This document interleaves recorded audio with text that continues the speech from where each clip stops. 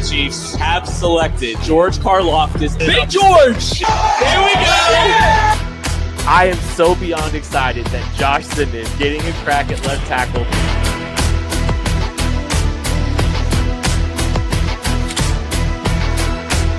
It's really hard to win the AFC Championship. Is it?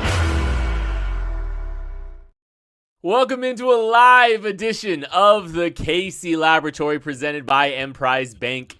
Member FDIC are amazing partners in Possible here at KC Sports Network. So appreciative of them and their support of KCSN since inception.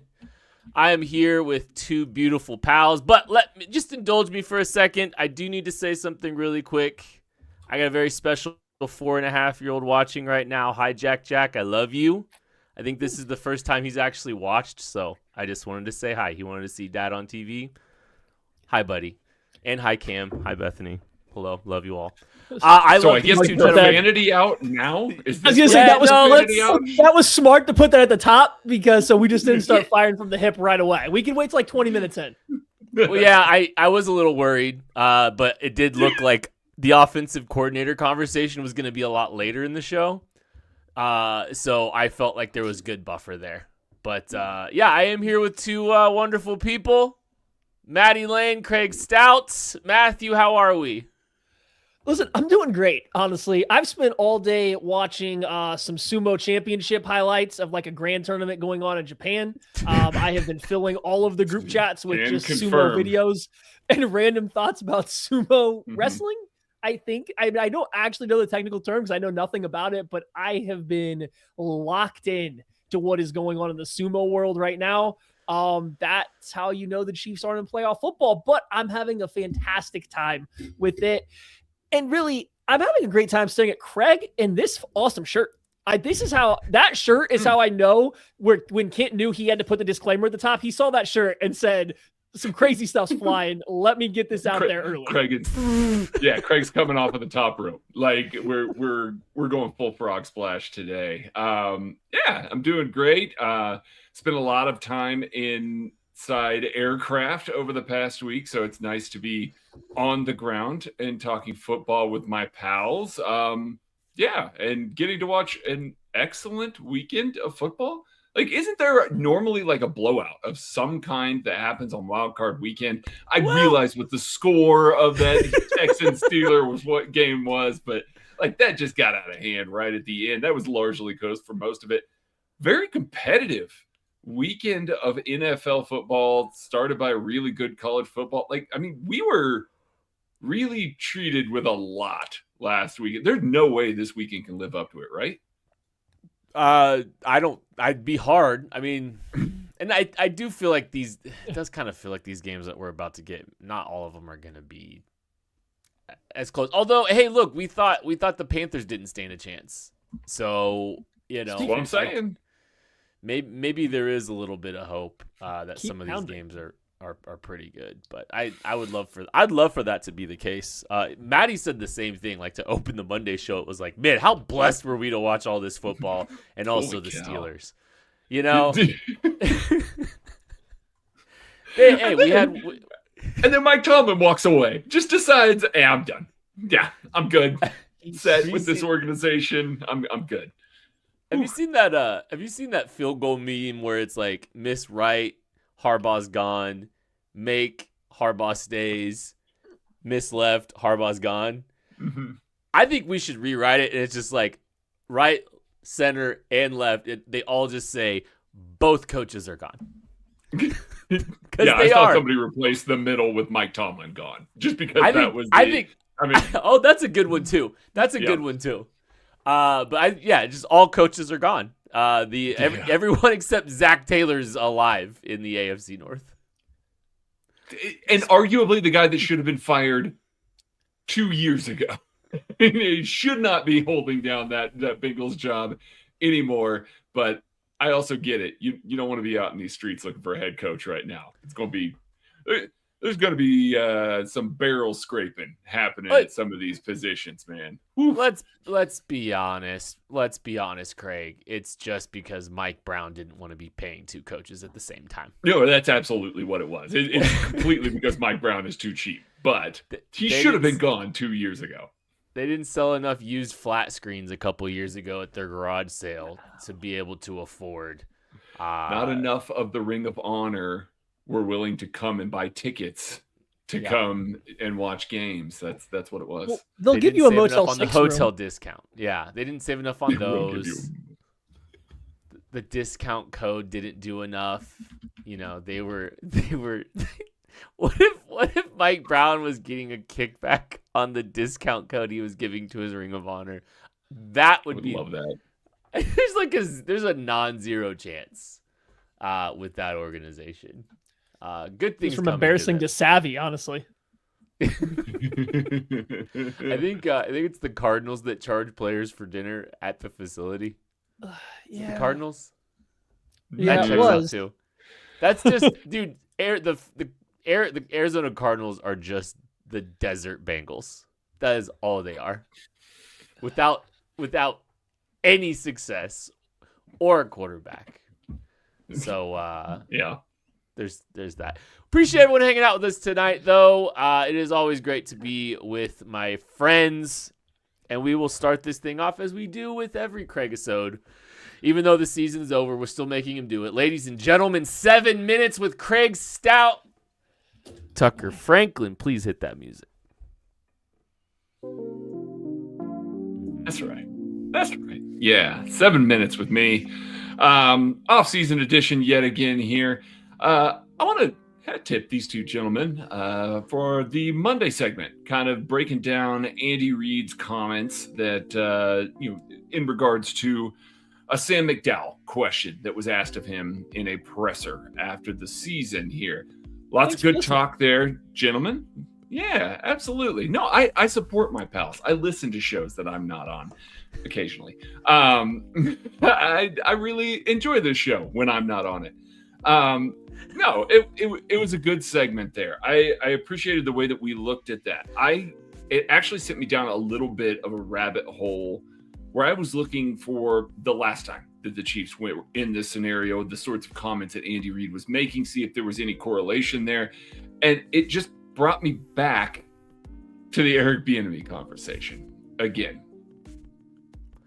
That man loves Eric Bieniemy. I mean, I know that we're all trying to avoid Eric Bieniemy being the offensive coordinator of the Kansas City Chiefs in 2026. I completely understand all the reasons why, but that man adores Eric Bieniemy. Do you guys remember that after he was fired from UCLA, before he had gotten this position with the Bears, that he came and spoke to the Kansas City Chiefs offense? He did.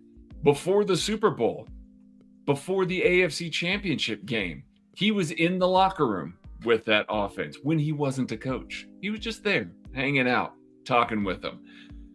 Andy Reid loves this man so very much. And him coming out after the season and saying, we have to get better production out of our running backs. We have to get better at that position. We have to be better running the football so that people respect the play action game. Hey, you know who's a really good running backs coach? A guy he loves, and Eric Bieniemy.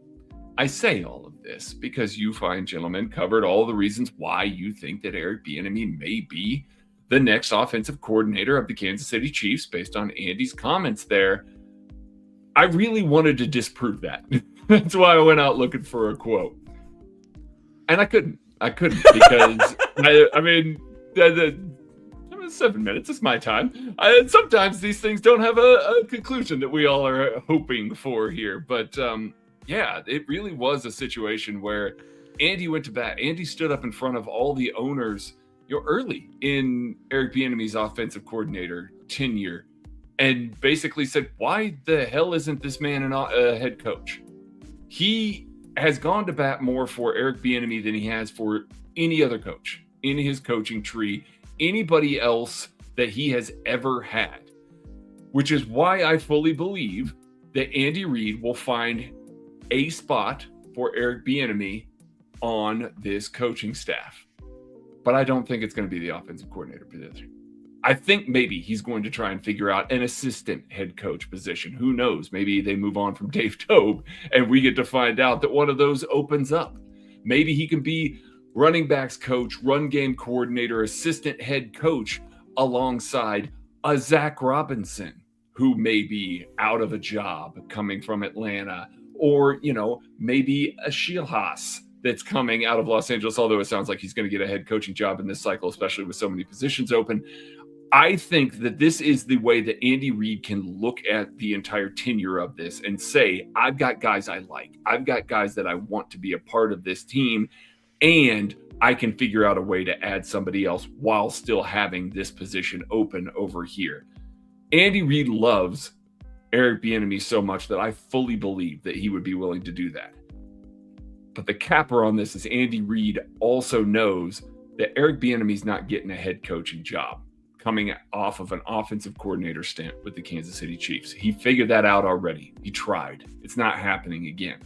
So this becomes one of those positions of, how can I put him in the best chance to succeed, take care of my guy, give him the best title that I can give him, and still have him in-house? I don't think that's offensive coordinator. I think Andy Reid knows it's not offensive coordinator. I do believe that Eric Bieniemy will be on this staff in some way, shape, or form, but I don't think that it will be offensive coordinator. But, that's just my 7 minutes of opinion that I get to start the podcast with. Well, I'm not happy about this. I'm not happy what your research has brought. I'm quite offended. I was quickly looking here through. Eric Bieniemy is a good running backs coach. I do believe that. The Chiefs, outside of the 2018 season, in which they still had Mr. Kareem Hunt for a chunk of that, had never finished in the top 10 in running back rushing EPA per play or success rate under Eric Bieniemy. So it's not as if he was overly successful as in charge of the run game with the Chiefs. They were very average to below average in terms of the running back run game. Now, that's not to say that he's a bad running back coach. Like I said, I think he is good at that. You caught me off guard. And so I was frantically scrambling for anything I could push back on this and come out with. And this is what I have, is that their running back run game has been average at best under Eric Bieniemy as the offensive coordinator. That is what I can currently provide against bringing back a person that I think adds zero new ideas to this offensive playbook or any of his own ideas, because I have seen his offense not under Andy Reid and it looks the same. Now, have you looked at how Zach Robinson's run game has done in Atlanta, buddy? Just saying. Pause. I'm just saying. Pause. Yes. So here we go. If Eric Bieniemy comes back in any position that is not offensive coordinator, that's 2 thumbs up. I want to be clear about that. I think Eric Bieniemy coming back as anything but offensive coordinator is completely cool and fine. I'm just terrified that his job title has that big OC next to it, followed by run game coordinator, which the second half is okay, but the first half. Zach Robinson had a few decent running backs in Atlanta too. Yeah, but even when Bijan was out, like Tyler Algier. Okay, you're the one that's here, Future Chief Tyler Algier, advocating for Tyler Algier. Why not bring the guy that has maximized him and also has called a pretty damn good offense too over the past several years, and is part of the McVay tree? We want new ideas. Like, let's hit the tree that has some pretty good offensive ideas lately. Can I, and how and this isn't me like leading, because I actually have a little thought here. How serious are you about Zach Robinson? Is he like a high ranking coordinator for you out of curiosity? I'm more leaning on the fact of the run game element of that. Andy being so firm on the run game element of that, it has made me kind of shift some of my calibration for offensive coordinator a little bit. The one little nugget I'll add is because I haven't fully formulated this theory, and screw it. I'll put it here. Like, are we sure Patrick Mahomes likes playing under center? Like, are we positive? I don't know. And we'll find out. I think this year will be telling, because they have to switch some things up in the run game, and they've got to figure some things out. if it is the case, I think if it's the case that he really doesn't like to play under center a ton, we'll probably learn that this year. Do you know what the Atlanta Falcons like to do a lot of down there? Pistol. Mm-hmm. They built a pistol run game. They built a pistol downhill run game. And that's a happy medium there between a true gun, not getting enough action in your run game to be respected from the gun, where it's a lot of side to side, it's a lot of slow developing, and the backers aren't doing anything because your backs stink, are slow, and they don't have to be on their horses side to side to be able to make a play on these guys. I don't know. The pistol stuff, introducing more pistol stuff might be the happy medium, might be the solution to a little bit of that. That's the Zach Robinson case for you right there. Just throwing that out there. I don't know. I think it's interesting. I would be fine with that. I just don't know how much. I mean, Andy's still calling the plays. I think we're all resigned to that. Sure. But I don't think anybody's pushed back that Andy's calling the plays. It's just you want somebody else in his ear to say, not call a different play or call a new play, just like, hey, maybe when you're building the game plan this week or for the season, incorporate some stuff that isn't an RPO and isn't a West Coast passing principle from 1986.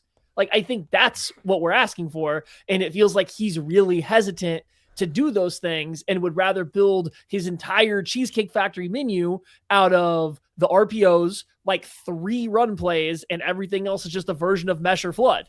And that's what people want to push back to, is somebody that can maybe alter that. And maybe bring it in to Zach Robinson. I don't know if he would get enough of Andy Reid's ear to make him change that idea or consider something new or not. If he's hired, I would assume he is. If he's hired, it's because they want to listen to him. I don't think Andy's going to hire somebody just to shove him into a closet and not care. Right. It's that part's there. It's just, I don't know if Andy wants to. I don't know if Andy wants to hire somebody else, or as he puts it, he knows qualified guys that he trusts that are available to do the job. Like, he might want somebody that just comes in and says, yes, you should run that West Coast offense play again.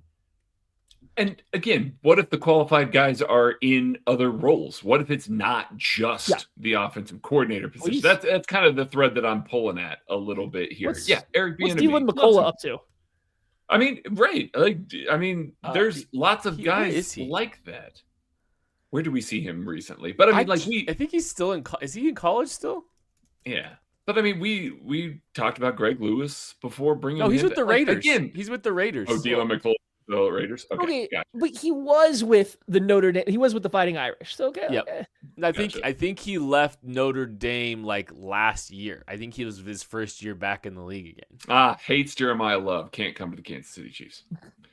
Oh yeah, he knows. He knows. Dude, he knows Jeremiah Love. He went to coach Ashton Genty. That didn't go so well for them. But he was hamstrung. By the sounds of it, they were pretty hamstrung by the one NFL coach who's a little bit more stubborn than Andy Reid and Pete Carroll, by actively hiring only his sons to run his entire offense. I don't know. I mean, if you're bringing back more of those guys, bringing back guys he trusts into position coach is fine. But give me some new ideas. Give me a guy, especially in this round. And we're going to get to some of the, other stuff here a little bit later in the thing, but there's going to be so many head coaching positions open and so many guys that are available to go get offensive coordinator positions. It's going to be scraping the bottom of the barrel a little bit for some of these positions. So I understand the timeline here. Matt Nagy's likely not out of contract for another 5 days. They can't hire, they can't interview, they can't move forward with anything like this until then. I know everybody's freaking out because the Bears won. So now it's just the perception is the Chiefs are waiting. They're not waiting. It's because they are waiting, but they're not waiting for that reason specifically. So let's just get to the 19th and see what happens there, because I do think once this happens, the Chiefs are going to move pretty quick. I know Andy said he's not rushing, but he has to be looking at the rest of these open head coaching jobs and this rest of these coaching staff that are going to get built. And unless he expects one of those guys, like a Zach Robinson or, somebody like that, that's just going to be thrown to the street immediately upon the hire of somebody else, unless he's expecting that, I imagine he's going to be pretty aggressive in who he can attack. I'm just really looking forward to seeing what a couple years at Barstool has done for John Gruden's call sheet. Oh, we're going to take a just break, and get we'll outta be back here. right after come this. My name is Terrell Jolly. A lot of people call me TJ, founder and CEO of Integrity Capital Management. So Integrity Capital Management originally started out as a property management firm, but we slowly transitioned to what is described as an incremental development firm that's focused on situational housing. I know most people say affordable, but we believe in creating housing for people that are actually in need and built to the end user. I believe everyone needs a home because when you have home, you have hope. The reality is that when you're building a business, one thing you don't think about is like what a true banking relationship means.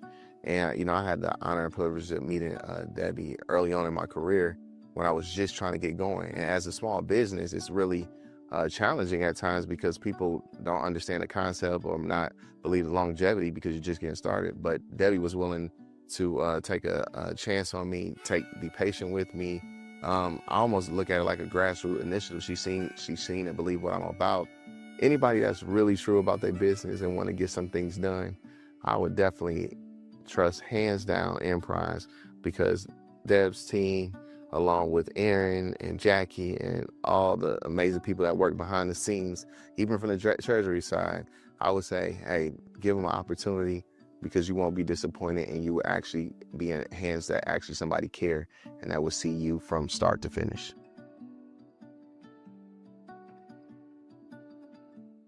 Hey, what's happening, people? It is Benny Heiss, KCSN betting analyst. And while the Chiefs may not be in the playoffs, that doesn't mean there is not plenty of action to go around for the rest of you that are still crazy fans of the National Football League. And with DraftKings Sportsbook, an official sports betting partner of the NFL, it makes every playoff moment feel bigger. So whether you're looking at individual matchups in the wild card or for a possible Super Bowl matchup or for futures come postseason time, DraftKings has your back, and they also have your back with early exit protection. If the player in your eligible NFL prop goes down at any point in the first half, guess what? You can still get paid in cash. What an opportunity. What a way to be able to enjoy the playoffs and not worry about anybody that you include in those props going down, especially early on, and ruining the rest of all of your legs. So here's what you do. You download the DraftKings Sportsbook app, use the code KCSN, that is code KCSN, to turn $5 into $300 in bonus bets if your bet wins. In partnership with DraftKings, the crown is yours. Remember, if you have a gambling problem, call 1-800-GAMBLER. New York, call 8778-HOPE-NY or text HOPE-NY. Connecticut, call 888-789-7777 or visit ccpg.org. On behalf of Boot Hill Casino in Kansas, wager tax pass-through may apply in Illinois. You must be 21 plus in most states. Void in Ontario. Restrictions apply. Bet must win to receive bonus bets which expire in 7 days. Minimum odds required. For additional terms and responsible gaming resources, see dkng.co/audio. Limited time offer. It's pretty much always draft season here at KC Sports Network. We're always keeping one eye on the draft a little bit here, but it's really gotten here quicker for a lot more people here because the Chiefs are picking in the top 10 because the season's over. And man, it is so weird to have this time where there is no Chiefs related, Chiefs game related stuff to deal with. It's a different environment to be in, but we're absolutely paying a lot more attention here, I think, in Kansas City to the draft, and rightfully so. Just as a reminder, KC Sports Network is where you want to be for draft content all season. We've got a lot of fun stuff planned for our draft content. We are going to be getting tons of interviews here in next week, actually. We're going to be down at the East-West Shrine Bowl talking to a bunch of prospects out there, getting some perspectives out there from some of the players, and you'll be seeing all those here at KC Sports Network, and we cannot wait. It's going to be a lot of fun. Draft season always is. We're going to be live for every single pick of the 2026 NFL Draft, and the Chiefs will be picking earlier. Honestly, I was thinking about this today. Man, first round of the draft is going to be, an hour into the show, the Chiefs are going to be picking. And then for 2 hours afterwards, we get drunk. Oh, I thought it was reversed.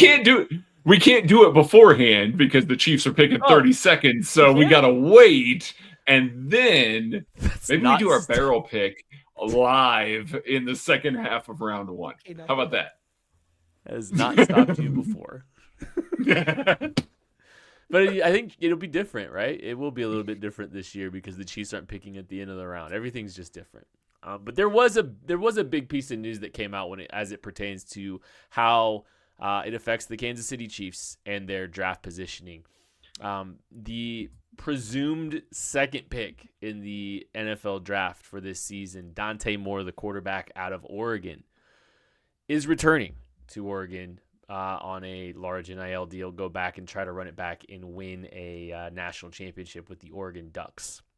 It means there's really one quarterback in this draft. Fernando Mendoza, I believe, is a near lock to be the first pick in the draft by the Las Vegas Raiders, and deservedly so, honestly. I think he's absolutely earned that. I've been very impressed with him lately. But Dante Moore's out, which is one less player that the Chiefs will have available to them at pick 9. And, I think we're trying to wade in the pools of the draft a little bit. We're trying to pace ourselves and ramp up because we've got like 100 days until the draft. But this was notable news for a team that is, hoping to catch a few breaks with players like Dante Moore coming into the draft, giving yourself just one extra, a little bit more wiggle room to get a player that you desire in this top 10. And honestly, Maddie, I think after pick number 1, this top 10 is, I think it could go a lot of different ways. There's not a clear-cut number 2 prospect in this class. Yeah, I think let's approach it from a couple different ways. Not having Dante Moore in this draft class as a Chiefs fan or a fan of anybody not picking in the top 2 or 3 picks sucks. If you're not a team that needs a quarterback desperately, or you don't think you're in range to get one, like, this sucks because now an already thinner draft class is getting it. I mean, you're not having another player off the board from a position you're not looking at. And so, yeah, him going back to school from a purely Chiefs fan draft perspective is unfun. I think you might have said it in a private chat, so I'll say it here. You were kind of pointing out one time that no matter how quote unquote bad a draft class is, there's still hits within the draft class. It's just, you got to find them and it's a little bit more random. And I said, I think that's the definition of a bad draft class, when it's random. Like, I think that is the very definition of what makes a draft class bad, the way the draft is set up. And so, yeah, I think that you are now getting more randomness, not only in terms of who's going to hit, but also in terms of like how it's going to play out. Every year, it feels like in the past couple of years, we've been a little bit like, hey, anybody can go here. We don't really know how the top 5 or top 10 are playing. And guess what? They mostly play out exactly how you think they're going to play. This year, I don't know if we're going to have that. And it could be just too early to tell, but you really can only slot one pick in right now. And everything else, it's early, but everything else really seems up in the air. You don't even have names that you can say for a fact are going to go in the top 5, top 10, just because everybody seems to have, at the very least, a yellow flag right now. Yeah, that's absolutely the case. I know that the people are going to jump to, well, Arvell Reese. Everybody loves Arvell Reese. To a point, like, you got to figure out a way to deploy him still. You got to have a defensive coordinator that's going to deploy him in the right way. Is he an off-ball? Is he an edge? Does he fit your scheme? Does he fit Steve Spagnuolo's scheme? He'd probably find a way to use him, but you got to get creative a little bit more. Is that a slam dunk number 2 pick? Maybe, but maybe not. Ruben Bain Jr. has short arms, historically short arms. We talked about it a couple of weeks ago. It's one of those things that lots of GMs are not going to have him on their board in round 1 here. Then you get into the wide receivers. Carnell Tate coming off of a bad last game of the season there. A little bit of alligator arms. Wasn't putting his body on the line there. And Jordan Tyson, who may not have a body because he's hurt all the time. Like, it just, there's so many questions. And now you're getting to offensive tackles, Caleb Downs, Jeremiah Love, positions that aren't typically viewed in the top 5.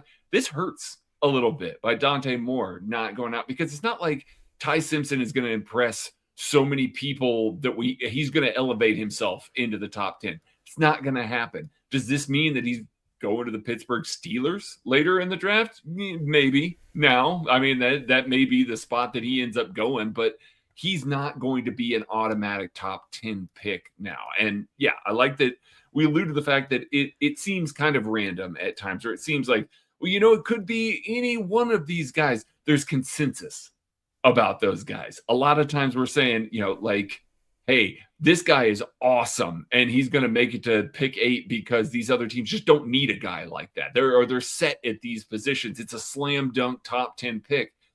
After we clear Francisco Mendoza, there are questions about every single one of these guys that are in front of where the Kansas City Chiefs will be picking right now. And again, maybe it ends up being a better draft in some of these later rounds and things like that, the depth in rounds 2, round 3, stuff like that. I've heard that it's looking a little bit better in some of those rounds, but as it's sitting right now, the top of round 1, there are questions about each and every one of these guys in a bigger way than we traditionally look at when we're looking at the NFL draft at this point in the year. I think from a grading perspective, from a film grade perspective, like I do think that there is a clear top 2 outside of the quarterback. And I think Jeremiah Love and Caleb Downs are probably going to be our 2 highest rated players for their positions. I think the problem is that it's positional value. So, and that's where it gets a little bit tricky, right? Is some of the players that are available are good players that maybe don't fit positional value. And how does that affect a team that has some high positional value needs, like defensive line, like wide receiver? And that's where the Dante Moore news really matters, is that that's just one less of those potential premium players that makes some sense. I will say this. I do feel like there is a player at pick 9 that I'm going to feel comfortable with the Chiefs taking and excited about. Because, I'll spit some out. Mm-hmm. And I'll just, some gut reactions. Jeremiah Love's the 9th pick. You're good. Yeah? Maddie? I mean, I'm hoping that they did some more, but yeah. Cardinal Tate. Jeremiah Love, I'm okay with the pick, but if it's the same offensive coordinators they've had, they're not going to run them. So what was the point of taking Jeremiah Love at pick 9? Right. Like, that's going to where it goes back to. If they're not going to build a run game, he's good at that. But like, if they're not going to build a run game, what's the point of taking the running back? So maybe that moves the linebackers. Maybe that's what honors the linebackers a little bit more, Maddie. Well, maybe that's what it is. That's the thing. You could drop Jeremiah Love into this exact offense and give him the exact same carries that they just had, and he will be vastly more effective than whatever they did this year. And it might be enough. Incredibly. It might be enough that it alters like the outlook of the season and it changes some things. However, if I'm talking about pick 9, I don't want to just like randomly drop somebody in. He needs to be a focal point. And if it's just Matt Nagy or Mike Kafka or Eric Bieniemy, I don't think he's going to be a focal point. So like, I don't know, that kind of would alter how good I feel about him. So I think they'd cater some things. I do. I think if you're taking him at 9, you're catering. Anyways, Cardinal Tate, Jordan Tyson, Mekhi Lemon. Any of those that you're mad at? No. I'm not mad at any of them. I have questions, but I'm not mad at any of them. Every single person, there's a question. Yeah. Yeah. Kenyon Sadiq, the tight end out of Oregon. Getting closer to mad than I was before. Uh-huh. Yeah. I think that's I'm fair. not mad at it, but I'm more mad. Last one on offense, Spencer Fano. Terribly mad. The tackle leaving the show. I know you are. You're leaving the show, and if it's Mauagoa, you're especially leaving the show. I don't know. I've been prepping these two for Mauagoa for about a month and a half now. Just the Chiefs moving on from Jawan and staring at the board and just being like, well, I guess we'll take this right tackle. He does have 2 short arms, but I mean, I don't know. I can see a way that they could talk themselves into tackle. Ruben Bain, David Bailey, Keldrick Falk at the edge position. Are you mad at any of them, Craig? I mean, I love Ruben Bain, so no, I can't be mad at Ruben Bain. Maddie. I'm not pleased with David Bailey. I don't think he's going to play enough snaps to be worth the number 9 overall pick because he can't play the run. And I also just don't think he's that good. I don't think he's top 10 pick worthy good, and even in a bad class. I think he is closer to FAU or George Karlaftis than he is a top 10 pick. All right. So, linebacker Arvell Reese out of Ohio State. Craig. Oh, I'm excited, but I'm excited about the way that they're going to deploy him because he's good. He's got like a trump card that he can play to win in the pass rush. They can line him up off, but like Steve Spagnuolo is going to find a fun way to use him. So I am excited about how he becomes the focal point of the defense all of a sudden. Like Maddie was talking about with the offense, you want a guy that you can slot in that can be the focal point. I feel confident that Spags is going to find a way to make him a focal point by lining him up all over the place. Maddie. I need to watch more. I'm very hesitant that all of his good competition, he disappeared. He became a non-factor as a pass rusher against his good competition. Now, it wasn't like he rushed a lot. He rushed roughly 8 to 10 times a game. But when you're ineffective against Indiana, when you're ineffective in the playoff, it definitely makes me hesitant to say, okay, you might not be a edge rusher. You might be a Sam, and we're taking that at pick 9. We're taking Aaron Curry in the top 10 again. Haven't we done this before? So like that's just we have, and especially since they have Cooper McDonald already on the set, like they don't need another Sam. So I figure out he's not going to play Sam for me. That's what I'm trying to say, man. Right. So I just need to watch more because like I get the athletic profile and some of the flashes are there, but like I don't think he's a good technical pass rusher. And when he went up against better competition, he wasn't just out athleting and out powering the other offensive tackle. Like that's cool. You beat up on like East Western Chattanooga's left tackle, but like why couldn't you do that against Indiana? Why couldn't you do that against Miami when they were dominating you? So I have some hesitations. I just need to watch more on him. Okay, last one, Caleb Downs. I love Caleb Downs. Okay. I love Caleb Downs. I don't love the idea of picking a safety at 9 with all the other needs that this team has. Maddie. I'm not mad. I'm just not. It's a weird spot. I'm not mad, but I don't like it because of the same thing we've been saying, that he does not help the pass rush. He does not help the offensive playmakers. It's pick 9. You don't get a position to pick. You can pick a good safety almost any draft year if you're picking in the 30s. Now you can't get Caleb Downs, but you can draft a good safety almost any year if you want to spend a first round pick on them. You can't really always draft a good edge rusher or wide receiver. If that's your last one, you should have asked about Sonny Styles. You should have put him in there. Well, and I can ask you about Sonny Styles, but go ahead. Actually, no, just give me your quick Sonny Styles take, Craig and Maddie. Yeah. Go ahead, Craig. Go ahead, Maddie. Okay. Go ahead, Maddie. Linebackers don't matter if they're not named Fred Warner. One of the very few linebackers in the world that has come close to mattering has been Deion Henley for the Chargers, who we said coming out, hey, he's got the profile that might matter. He's close to mattering. Guess who's an infinitely better prospect than Deion Henley, but in a very similar mold? Sonny Styles. Guess who's the closest linebacker prospect just from how he moves and plays to Fred Warner since Fred Warner? Sonny Styles. So like, he's longer. I don't know if I love the pick, but boy, I don't think I would spend too long convincing myself that he might be one of like 2.5 linebackers in the NFL that matter. And so that does maybe matter a little bit. Are you ready for my take? I graded linebackers for the KC draft guide for a very long time. I have a long line of linebackers that I was certain was going to matter. And almost none of them have. Almost none of them. The guys that I was like, no, that guy, he matters. No, he plays clean. He matters. That's a top 10 guy. And like we talk ourselves into this, and then it turns out he plays linebacker. And it just doesn't, unless you are an alien like Fred Warner, it just really doesn't matter. I mean, Logan Wilson is a very good linebacker. Is a very, very, very good linebacker that no team wants on their team. I mean, no team wants on their team. He was a 3rd-round pick. I mean, yeah. You're right. You should just remind me as soon as I started saying, you should say, hey, Matt, remember, only Fred Warner matters. Yeah, that's what you just that's all you should have said. Tap the sign. Tap the sign. Tap the sign. All right, okay, we're mad again. Let me give you, like, so I've consumed all the information that you gentlemen have given me here. And here's what I'll ask you now. On the board, is David Bailey, Spencer Fano, Caleb Downs, Kenyon Sadiq, and Sonny Styles with the Chiefs at pick 9. Who are you taking? Caleb Downs. Craig's taking Caleb Downs. Maddie, who are you taking? Bailey, Fano, Downs, Sadiq, Styles. Do I have any trade back opportunities? No.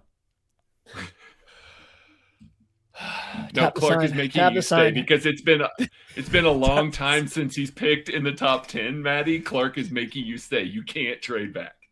Tap the sign, tap the sign, tap the sign, tap the sign, tap the sign, Matthew. Yeah, I mean, like, I guess take Caleb Downs, I guess, out of that, but I don't love it. And this is why Dante Moore not going into this draft class stinks. Well, and this is why this is the absolute worst case scenario for you, Matty Lane, is that the Chiefs get the best safety prospects since Kyle Hamilton and maybe even beyond that. Because Yeah, and he's making such a big difference for that Baltimore Ravens defense right now, isn't he? I knew you were going to go there. I'm just saying this is the best at his position. He was player. He got them into the playoffs. He won them a couple Super so Bowls. did the best player in the world. Their defense certainly hasn't been a problem the last 2 years. Can I also say this? The loss of Justin Reed was understated for this defense very clearly, and having a little bit more dynamic ability in the back seven of that. You have been, yeah. The back seven badly needs somebody like Caleb Downs. So I'm going to be thrilled if Caleb Downs is the pick for the Chiefs. I don't think in any world 3 years ago when we watched him and we said, "Oh, this kid's amazing. This freshman's amazing. He's the best player in the country," and the Chiefs being able to get him is absurd. I'll just say this: if that's the worst case scenario for this team, I'm okay. I'm okay with that. I can live with that.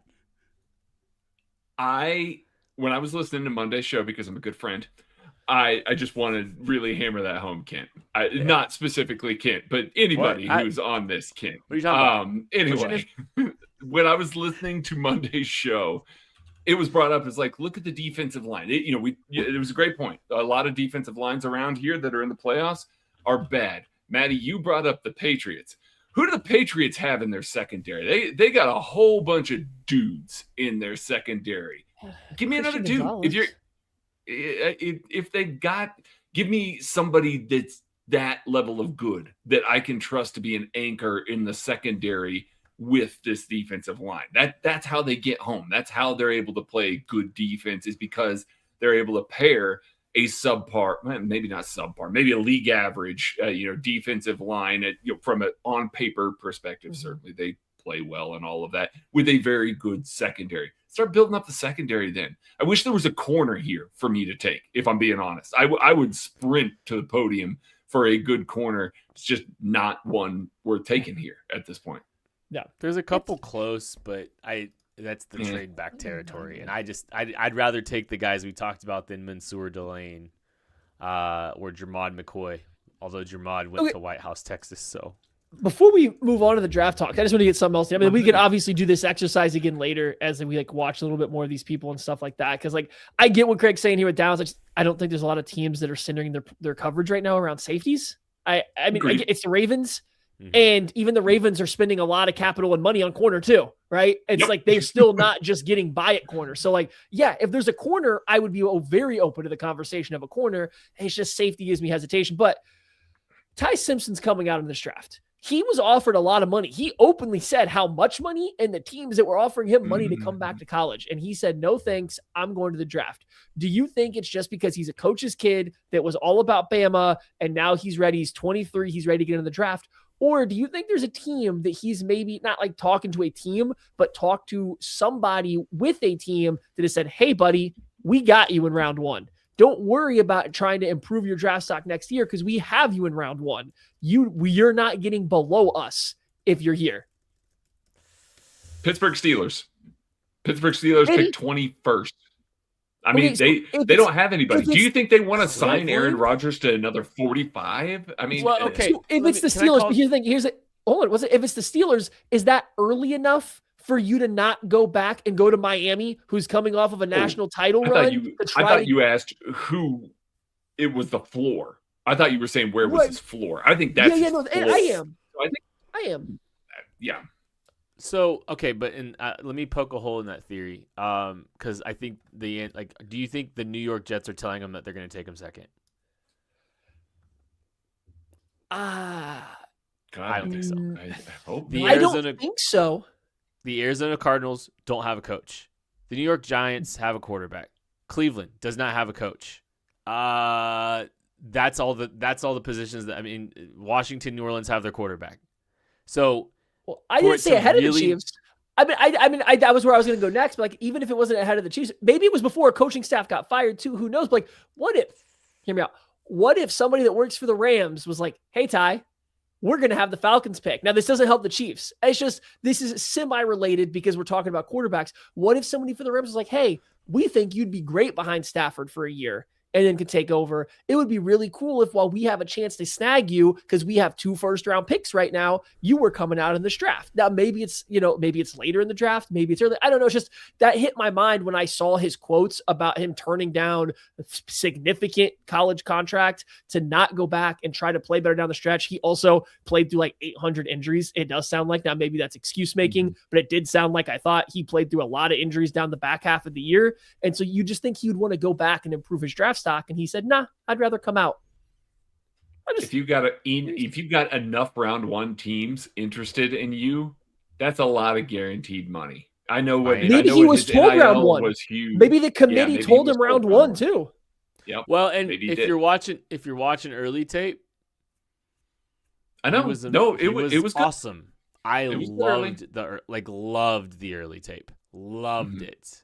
And then it's just been rough. I got to go back and watch some more of these recent games and see if Nick Saban loved the early tape. Nick Saban's even sitting there on College Game Day going, maybe I should have started that guy. He was going nuclear. He was going crazy to start this season. Mm-hmm. Like, just these like tiny window throws, and he's throwing into these tiny windows with anticipation, on time, little bit of athleticism, more than you think. And then it just fell off entirely. And it felt like pressure started getting home a little bit more, and he just didn't handle it well. And then the accuracy waned. I might go watch Ty Simpson tonight. I might go do that. Is Ty Simpson better than Jackson Dart? As a prospect, I didn't like Jackson Dart that much. I know. I didn't either. I'm still iffy on him. Just saying, an NFL team. I don't have an answer yet. Absolutely, The early tape. Is Ty Simpson better than Kenny Pickett? I mean, again, there's all these guys. Yeah, there's all these guys that coaches draft because they want to attach themselves to a first-round quarterback and give themselves a longer leash. Now, it didn't work for the Titans last year, but it seems like there are established coaches and things like that will do that. Somebody's going to take a chance on what they saw in the early half of the season. Let's go, Browns. Go get your guy. Too much. Go get your man. Go get your guy. Ty Simpson, Mike McDaniel, 2026. Helping the Chiefs make sure that Maddie's nightmare scenario doesn't happen. All I'm saying is the nightmare scenarios right now, as they sit January 14th before the 2025 season's even over, do not scare me. I still feel like I'd be good and content with a few players that they could get at 9. But man, I really wish there. I'm hoping Keldrick Falk's available. That's my guy. I think that's my guy this year. We thought it'd be fun to look at the 5 offensive coordinator positions that are sitting out there, and we're not counting the ones that are offensive coordinator and head coach sitting out there, but there are 5 standalone offensive coordinator gigs sitting out there right now available. And we thought we'd just rank them 1 to 5. 5 to 1. We're going 5 to 1. I want to go.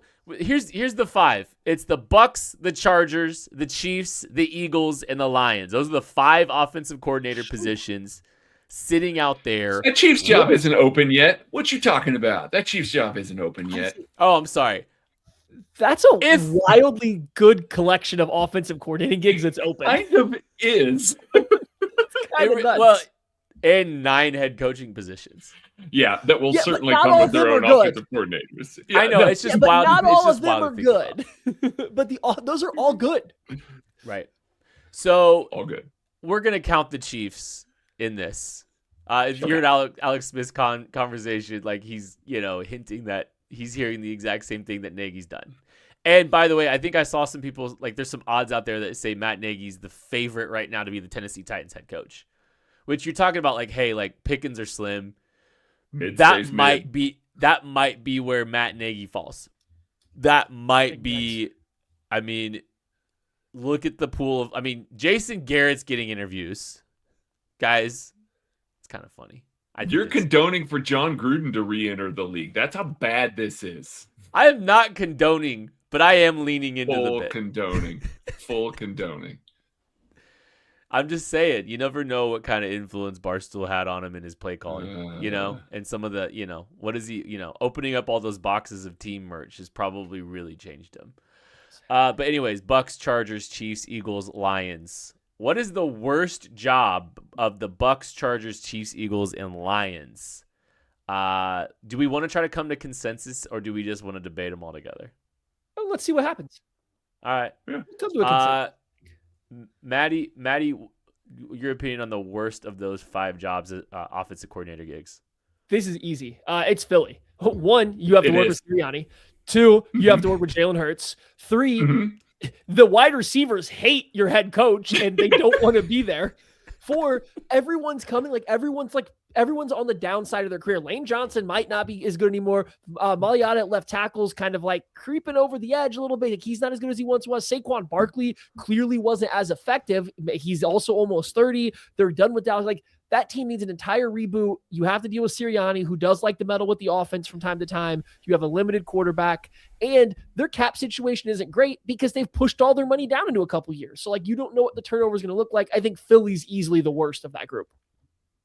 And on top of all of that, which I wholeheartedly agree with, when was the last time an offensive coordinator came in and ran a non-Jalen Hurts offense? Everybody runs the same offense because that's all they can run. That's it. That's what they do. It doesn't matter. Guys leave, go elsewhere, and it's like, oh, yeah, this is what I actually am. And then, or they are this hotshot offensive coordinator. They've got their own ideas. They come to Philly, and what happens? They run the Jalen Hurts offense, and just the Jalen Hurts offense.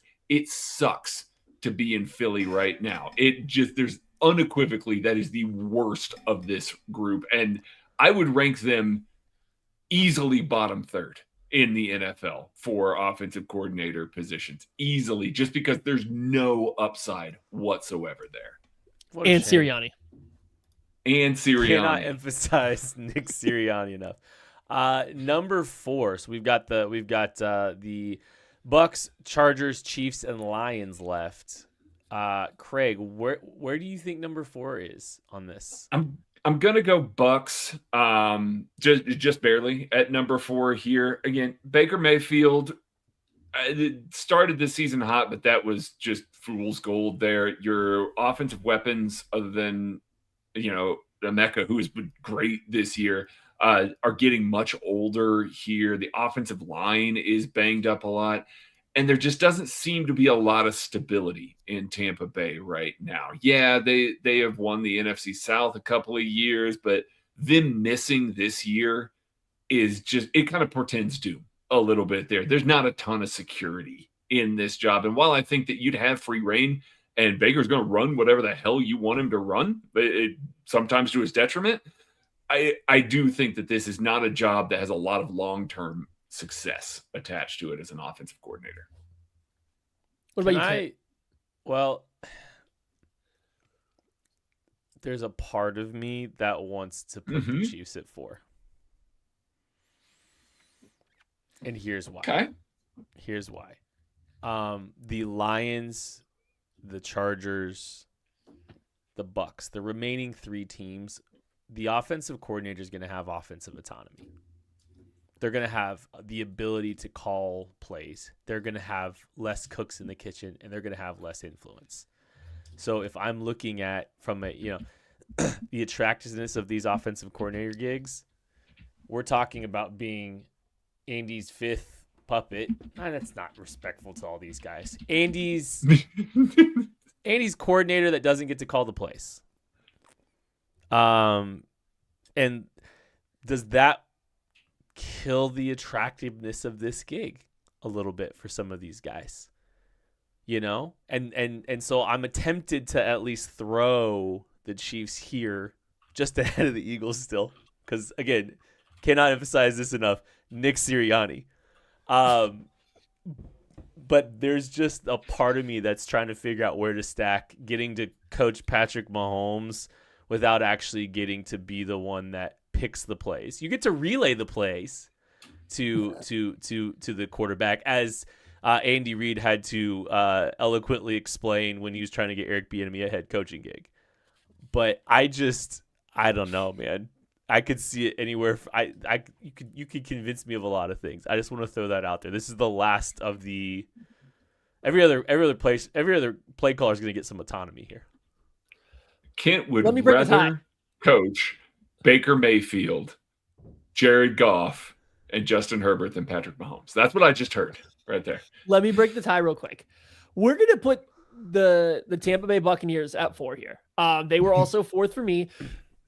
I agree with a lot of what Kent said, and I was going to note that with the Bucs, things you have going for them is you will get to run your offense. You will get to do it how you want, and they have shown over the years, not only do they have some good offensive pieces around, they will go out and acquire them, and they're very good at bringing you new offensive pieces. They're not missing when they go get offensive players. They get Buck Irving in the draft. They have Sean Tucker, who's a functional undrafted free agent. They continuously bring in wide receivers that matter. The offensive line, it was banged up this year, but they've drafted well along the offensive line and developed them. So there's a lot of development going there on this offense. Baker Mayfield is a little limited for a quarterback, but he can do the majority of what you want, and you get to run it your way. So I see a lot of the upside that Kent was going for. I don't know if Todd Bowles is locked into that job for more than one more year if it's not a great year, and that puts your job at risk. So because your job is going to be at risk immediately if you go end up producing for a team that does have some aging stars, they will go number 4. But I will tell you what, Kent, for every reason you said, Chiefs are number 3 on my list because you get no control. You don't get to control anything. Your team is not particularly great at surrounding you with talent that is going to work at the NFL, as we have seen. Now, you do have the ultimate trump card in number 15, Patrick Mahomes, who drags it forward. I will openly admit that, and anybody would want to work with him over anybody else on this list. But you're going to do it Andy's way. No matter what you say, you're going to do it Andy's way. Not your way, Andy's way. And I think when you're comparing that to the 2 other jobs that we're about to compare them to, I think that matters when you don't get to do it anything your way and it has to be somebody else's. Can I add a scoring question? Who do we think is the best offense coordinator candidate? It's Mike McDaniel, yeah? Yes, easily. No? Okay. Him and Shieldhouse. I'd sell my soul for Mike McDaniel to be the OC and then the future head coach of the Kansas City Chiefs. Would Mike McDaniel rather be the Bucs OC, or would he rather be the Chiefs OC without any autonomy? Did you make a deal okay. Yeah, you go ahead, Manny.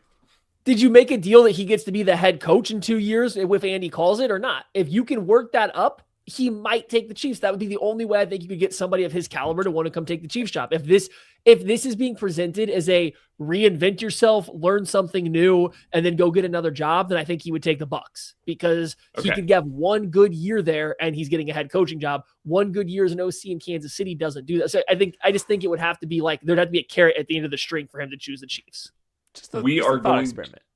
We're going to come back to the Chargers, who were my number 3 team. I put the Chiefs at number 2 because Matt Nagy's about to get a head coaching job. It doesn't matter if you are Andy Reid's relay. If you're handing the baton out there to Patrick Mahomes, if that's what it is, play a game of telephone. You're getting a head coaching job. That's what this is. Andy has a long line of guys that even when they suck, he gets a head coaching job. So Ben Johnson got a coaching job.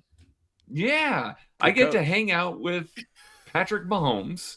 I get to be the guy that comes in as the next new hype thing that for this Chiefs offense.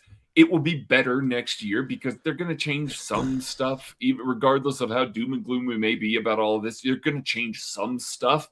You're going to be viewed as this guy that's, he helped turn around the Kansas City Chiefs offense. Guess what? Now you get to go be a head coach in 2 years. Is Mike McDaniel going to go to the Buccaneers? Maybe he makes them good enough to where Todd Bowles saves his job. Or is he going to be looking for another offensive coordinator job next year? There is stability that comes with the Chiefs offensive coordinator position and an easy path to promotion to head coach, as the fact that Matt Nagy, a guy that all of us want gone, including Andy Reid, is getting countless NFL head coaching interviews. And these aren't pity interviews. These aren't trying to fulfill some sort of Rooney Rule interviews. These are actual NFL head coaching, real interviews here. So that's my pushback to the Chiefs being any lower than this, because regardless of if you're calling the plays or not, if your end goal is to get a head coaching job, it's right there. You just got to stick it out a little bit longer. Whether it's the Chiefs, when Andy decides that he's going to hang it up, or another gig, it's all right there at your fingertips. I get to break the tie then. I'm going Chiefs. Chiefs at 3. Yeah, that's fair. I just had to see my best. I like it, and it's a fair argument. I do think that the Chargers might. I'll go with the Chargers at 2, because I think there's gonna be a lot of praise heaped on whoever gets this gig simply by having both of your offensive tackles back. Yep. Hey, that's why I had him at 3. It's like, you're gonna get a heap ton of praise here.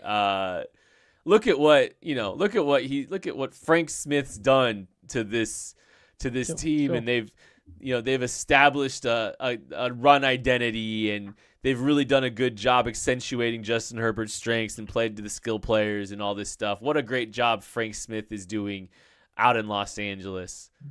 So give me the Chargers at 2, because I do think it's going to be hey, the offensive line is going to be healthy. They'll probably add another offensive lineman. If I were to guess, I bet you they throw another one on there. So you'll have both tackles, and then you'll have another interior player, and then you're cooking with gas. You got Omari and Hampton healthy for a whole season. I don't know. Okay, now hold up. We're putting a lot of healthy stipulations on the Chargers right now. I think we need to take a little step back from that, because they're still going to Charger, which is why they're in my number 3 easily. But they're still going to be there. So I guess, okay, Maddie, where would you like to go with this? Chargers or Lions? I'd put the Chargers at 1. A separating factor for me, this is Justin Herbert's better than Jared Goff. I'm an offensive coordinator, and I get to make my entire own offense, and I get to do it around Justin Herbert or Jared Goff. Seemed like the most simplistic breakdown to me. Now, you guys have a great point. Hey, they can't stay healthy with this Chargers team. I don't know what they do over there. They can't stay healthy. It's that clearly matters. But outside of that, they're drafting really well since this new coaching staff and front office has come in. They're hitting on a lot of their draft picks. Again, injuries notwithstanding, they're hitting on draft picks. They have talent in the wide receiver room. They have talent at running back, at tight end. You got to figure out how the offensive line is going to work. I absolutely get that, but you can work with Justin Herbert. Whereas on the flip side, Detroit, there is an established run game part that matters, and you have some good receivers, but you're always going to be limited by Jared Goff, and if he's playing inside or outside, and that's got to alter everything you do.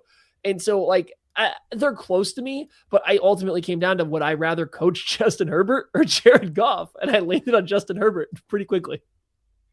So even Craig, though he's a robot. I guess you're kind of breaking the tie, even though you definitely had the Chargers worse than the Lions. Does that mean the Chargers are sitting at 2? Chargers were at 3 for me. Yeah, the Chargers are 2, and that puts the Lions at 1. All right, can I make the case for the Lions at 1? Sure. I don't think being the guy after Ben Johnson is the right move, but I think being the guy after Ben Johnson might be a good spot to be in. Yep. You still got really good running back play. You've got a lot of weapons galore. You've got a lot of different components here. You've got the inside ability of Amon-Ra St. Brown. You've got some speed with Jamison Williams, Sam Laporta when he's healthy, the offensive line when they're healthy. I think. Yes, I get the Jared Goff piece of this, but I think being the guy after the guy that replaced Ben Johnson might be a nice little sweet spot to be in, because if you take and ascend it again, it's hey, is this the next Ben Johnson? I don't know. We'll see. Mm-hmm. Just saying. Mm-hmm. I think that's a good spot to be in. And I Anything agree else? with them at number 1, but my small counterpoint to that is we have seen the head coach is very willing to pull the rug out from under you and dump you on your ass and call plays at the drop of a hat. So leash is a little short over there in Detroit. So maybe if your scheme ain't working for Jared Goff in this offense, guess what? You about to not be calling plays anymore. Yeah, Just like the Chiefs. You get to insert your own offense, but the leash is short and it might get yanked away from you. And Dan Campbell said, I'm going to take some play calling for now. And it does feel like whether it's a limitation of Goff or Dan Campbell and what they want to be, but it does feel like you have to do it this way. It's kind of like you have to run your offense this way or in this like framework. Whereas we just saw Greg Roman go to the Chargers and they were like very pass heavy on first down. Yep. Like it wasn't good, but they let Greg Roman win in there and was like, oh, we'll lean into Justin Herbert and not the run game. So it's just, I feel like there's a little bit of freedom there that you're going to get from Harbaugh if he trusts you. And I mean, listen, Dan Campbell would probably be cool to hang out with, but Harbaugh's a wild man. It'll never be a boring day in the office. You can drink a lot of milk. All football, all day. You have to live football. At least milk and chicken. Before we get out of here, we need to predict the divisional round. Whose idea was this? This is yours, Matthew. Oh, okay. I wanted to pick a Super Bowl winner 2 weeks ago, and you're like, hold on, let's slow drip this. Let's go. First game on the slate Saturday. Bills Broncos. Craig, who you picking? I'm picking the Bills. The Broncos defense is not as good as it was earlier this season. Bills have been here before. I think Bo Nix falls. Stinks. So I'm picking the Bills. Maddie. Toughest wow, one I don't know. it. Yeah, it is. I'm going in chronological here. I want to lean into like, hey, Josh Allen's better, so that's going to win in the playoffs. However, I saw that man get beat to an inch of his life in this last game. And you're going to tell me that Sean Payton's not putting some kind of incentives in guys' pockets to go hit him even harder? This is not the time to be playing the dirtiest coach in the league. I might want to change my vote all of a sudden. I mean, you don't think Zach Allen's going to do a barrel roll onto Josh Allen's foot? I know Drake Greenlaw just came back from injury, and do not ask Sean Payton about defending the run downhill because he thinks you're an idiot if you do. I'm going to take the Broncos to win this game. I think the extra rest plus how beat up the Bills got, and I do think Sean Payton, unfortunately, is a very good coach. I think the Broncos do it. Let's go Buffalo. Yikes. That's my pick here. That's their phrase. It's like, you would know. Niners Seahawks Saturday night. Craig. Seahawks, and they're going to cover. They're 7-point favorites. They're going to cover. They're too good. Same concept. I thought the old Bang Bang Niner game got beat up a little bit in their game. So yeah, let's go with the Seahawks in this one, even though that means I trust Sam Darnold. And boy, you tell you what too, I'm getting dangerously close to having to say Brock Purdy might not just be like a fluky kind of systemy guy. He might be kind of good. Like we're getting there. Wait until after this weekend. Don't worry. He's going to let you down this weekend, buddy. Okay. Okay. All right. You're good. Seahawks. Tap the sign. I'm tapping the sign back here. Brock Purdy still sucks. There's a lot of Niners signs here. The only linebacker that matters. Fred Warner, right here. Yeah. See? Brock Purdy still sucks. It's the yin and the yang, Kent. You got to give a little, make him feel good, and then punch him in the dick. Juwan Jennings is the best quarterback in this game again. So many signs. Run for it, D-Rob. Run for it, D-Rob. Seahawks, Niners cover.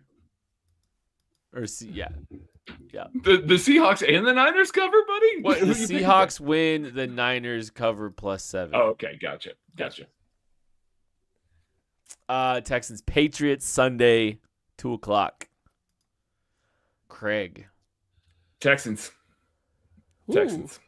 I did not like the way that the Texans played. I thought they played a very, very bad football game against the Pittsburgh Steelers until the last few minutes of that game. I think that's the more real version of this team. And this Patriots team is just shaky, man. I don't trust. Love Drake May. Just don't trust him right now. I think the Texans at least can lean on the defense a little bit more. So I'm taking the Texans. Maddie. That means, yes, the Texans are hosting an AFC championship game in my scenario against the Bills. This is tough. I don't know if Nico Collins is going to play in the game or not. I don't know if he'll get through concussion protocol. I think that probably matters a good bit, assuming he will. But boy, he went down rough and he was struggling. He will. But alas, let's say he plays. The Steelers teed off on that Texans offensive line quite a bit. The Patriots don't have the same level of players, but they run a lot of games. They bring a lot of pressure. And that's what the Texans struggle with. They really struggle sorting stuff out. So, I have zero trust in the Texans offense. I think CJ Stroud's been playing like a bum. He's been playing Brock Purdy levels lately, tapping the sign. He hasn't been playing. And so, that scares me. On the flip side, I don't think the Patriots played particularly good against the Chargers either. Drake May looked like it was a rookie, not a rookie, but like a young quarterback playing in his first round of the playoffs, right? He was getting a little flustered, having to take off to run a lot, and they made enough plays against the Chargers. But is that going to be good enough versus an even better defense? I think this one's going to be real tight. I will take the Patriots to win, but I would not be surprised if the Texans did. And if CJ Stroud wasn't playing so poorly, I would happily have taken them. Patriots are ahead of schedule. Drake May's awesome. Texans just put that offense in a vice grip. The Texans defense is incredible. I'm all in. So give me the Texans. All right, last one. Rams, Bears. It's going to be like negative 5 degrees outside. Good friend of the pod, Jordan Foot's worst nightmare coming up. It is. I really want to take the Bears here because, unlike Maddie, I like fun quarterbacks even when they suck sometimes, which is the Caleb experiment and coaches. Yes, fun coaches even when they suck sometimes. They're a fun team, but I don't see how the Bears game this up and stop this pass rush with all their stunts, loops, twists, free rushers, everything like that. It's Caleb's worst nightmare. It really is. He's going to look bad in this game. Maddie's priors are all going to be confirmed in this game. I fully believe that. So I'm taking the Rams over this just because I think that defense, specifically the defensive line, is just going to ruin everything for the Bears passing game.